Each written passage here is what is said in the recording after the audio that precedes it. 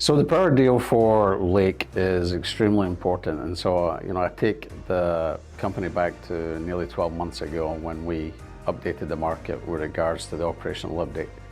And one of the things that hadn't been addressed by Lake Resources previously was how to really bring power to that part of Argentina and to the province of Catamarca. And so we went to work, and we did a lot of work last year. We did some predominantly engineering work with a local company. And as a result of that, we went to the market to a number of transmission companies.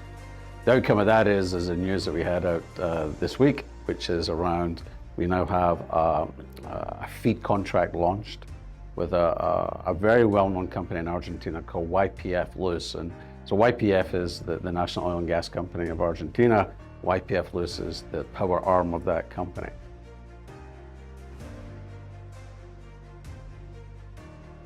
Yeah, lithium market, the way I look at it from a commodity, I think the lithium market is still in a state of flux, right? Everything's been driven by a spot price of lithium carbonate, roughly around $14,000, $15,000 a ton, really dictated by a small amount of lithium that's traded in the Chinese market. I think that's creating not a clear picture of what the future actually looks for lithium. So again, going back to Lake Resources and Catchy, our earliest production late 27, full production in 28. So what matters to us as a company is where's lithium pricing by 2028 onwards. And it's clear that if you look at the fundamentals around supply and demand, is the deficit and lack of supply is really going to start to form over these next 4 or 5 years. So as I look at Catchy as a development, I'm more focused on 2028 onwards. So I think today, what's happening with lithium prices, spot pricing, is actually irrelevant to what the future actually holds. So at Lake, obviously, we're launching what we called our strategic partner process, and we announced that back at the end of 2023. We got it launched earlier this year, and it was the next step for us as a company. After completion of DFS and some of the other activities, it's a natural progression. And as we go through that process, and obviously I'm very restricted in what I can tell because it is very much a confidential process.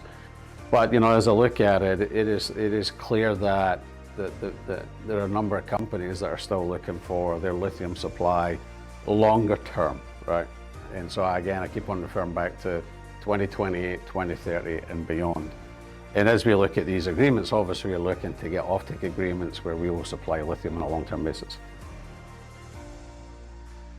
As you look at Argentina today, I think there's, with the new president coming in, from not just a Lake Resources basis, from an industry overall, the new president is a net positive, and a number of reasons for that.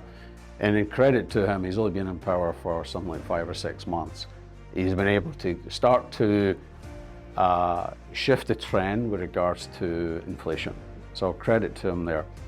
Also, he's put forward a number of bills which is all about business friendly for international investment. So that supports what we're doing at Lake Resources and across the whole industry. And this is where the industry has to get itself together. At the end of the day, we are competitors or peers, but we really need to get ourselves together.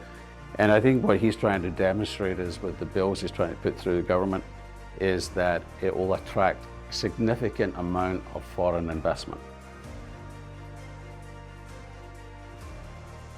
So battery manufacturing in the US kind of ramped up a lot over the last couple of years, right? Because the country put up this a lot of funding, whether it's Inflation Reduction Act, DOE grants, etc. So you saw a number of companies come to the US, particularly Koreans that came to say we're going to invest in all these new battery plants. Great news, right? Good for the car manufacturers. However, it didn't address which is the most critical issue, and that is, where do the raw materials come from, right? So today in the US, there are a number of projects that people are trying to move forward, but those projects still have to go through a number of hurdles, particularly permitting. And in the US, permitting isn't that straightforward. So raw materials will have to come from other locations, whether it's Chile, Argentina, or somewhere else. But certainly, the battery manufacturing plants have gone ahead of the raw material. Raw material now needs to catch up. So, if you look at the Lake story, there's a number of reasons to look at investing in Lake. I think firstly, the work that's been done over this last year and a half getting it to the point of DFS, clear, strong economics, fundamentals of the market long-term are good, as I keep on going back to what really matters on lithium pricing is in 2028 and what's happening today.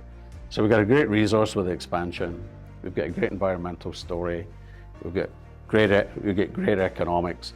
And so, you know, and you look at where the company is today, I think there's a lot of great opportunities there, and keep on coming back to this whole thing around fundamentals on the supply and demand is raw materials are going to have to come from somewhere.